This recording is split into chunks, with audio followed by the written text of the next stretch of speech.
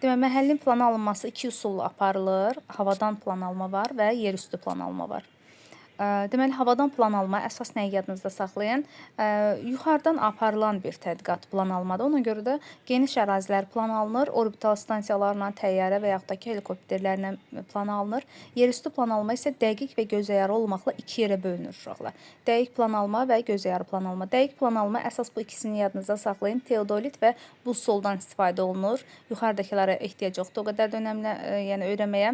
Amma gözəyarı plan alma sadə alətlər olan menzuladır, vizir xəttkeşidir, ruletkadır, kompasdır, pərgardır, məhz bunlarla aparılır.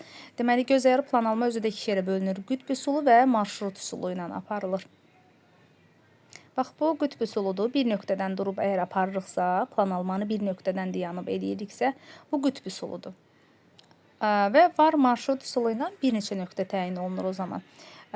Deməli, 3 şərti işarə var. Əsas məsələ bax budur, bunu öyrənməyinizi deyirəm. Konturlu, 3 şərt işarə var. Konturlu, miqyassız və xətti miqyas, daha doğrusu şərt işarələr. Konturlu dediyimiz müəyyən sahə tutan. Bunun ikinci adı sahəvidir. Sahəvi. Müəyyən ərazi tutan, müəyyən sahə tutan obyektlərə deyilir. Məsəl üçün, meşədir, bağdır, tarla, əkin yerləri, kolluq, çəmənlik. Bunlar olacaq sahəvi, yəni konturlu. Miqyassız isə kiçik sahə tutan.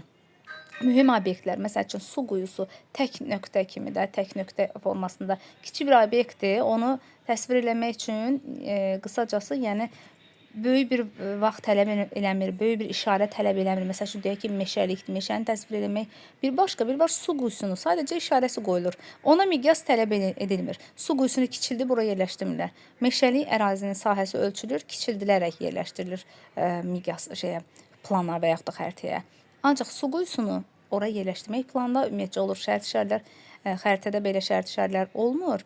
Söhbət plandan gedir. Deməli, su quyusu kiçik bir əşyadır. Dəyirman, belə təsəvvür edin, körpü, tək ağac. Bunun sadəcə işarələri qoyulur uşaqlar. Ora miqyas tələb edilmir. Ona görə də bu miqyassız şərt işarədir. Xətti isə zolaq formasında, yəni uzunsov uzananlara deyilir. Məsəl üçün, yol, çay, kanal, dövlət sərhədləri, boru kəmərləri və s. Bax, bunları öyrənəcəksiniz. Deməli, bu barxandır. Aypara formasında olanlar barxandır. Barxan nədir? Səhralarda qumu külək bu şəkildə sovurur, bir tərəfli vurur. Buna deyirlər barxan. Sonra enliyarpaqlı meşələrdir. Sonra göldür, göl sahəsidir. Şəhərdir, çaydır. Bax, bu xətti şərt işarədir. Bu, məsəl üçün, sahəvidir. Bu da sahəvidir. Sonra metal körpü sadəcə işarəsi qoyulur. Buna ehtiyac yoxdur kiçildilməyi. Dəmir yol xəttidir.